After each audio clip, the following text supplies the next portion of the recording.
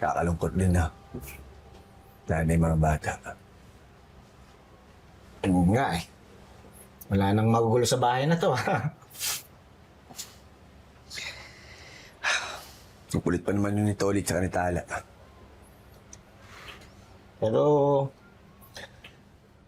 ayos lang yun. Buti nga natauhan yung nanay eh.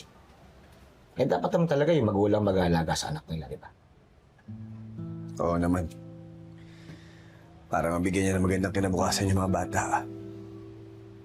Mahirap kapag hindi lumaki sa mga magulang ang bata. Pag di nabigyan ng tamang guidance, minsan napapariwara. Sana lang.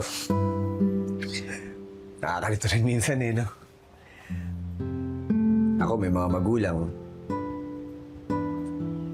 Pero ang tingin naman nila sa akin parang hindi rin nagabayan. Sana lang si Tolits hindi lumaking ganun. Alam mo naman dito sa Quiapo eh. Patitibayin ka ng mga karanasan mo sa buhay. Tama yun. Kaya ka nga naging tanggol eh. Natapigdaanan mong yan, yun para maging ganyan yung pagkatao mo, di ba? Pero alam mo minsan, alam ko balang araw magagamit din natin to.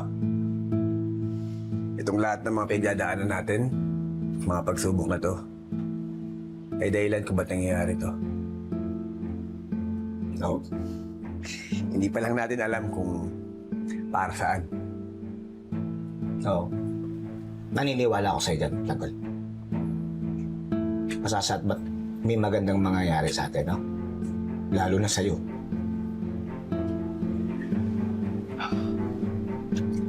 Teng, patingin mo.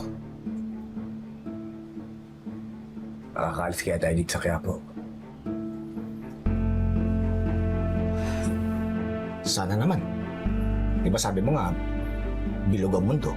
Di kung nasa ilalim tayo na, di bukas, makalawa, di sa ibabaw naman tayo. Ano pa hinihintay natin? Ano? Tara na. Eh di lumarga na. Balik ka na. May mangyari. Para umangat-angat naman tayo. E di, kilos at galaw. Halika na. Teng, wala. Hanggang ngayon, hindi pagising yung mga tropa. Oo nga eh.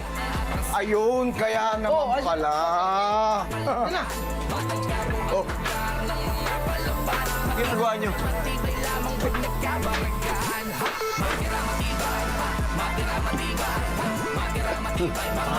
Ayos ah.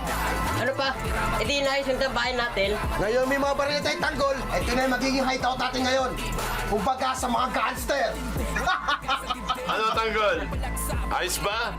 Kita mo naman, inayos namin maigi. At nilagay na rin namin ang pangalan ng grupo natin. Batang Quiapo!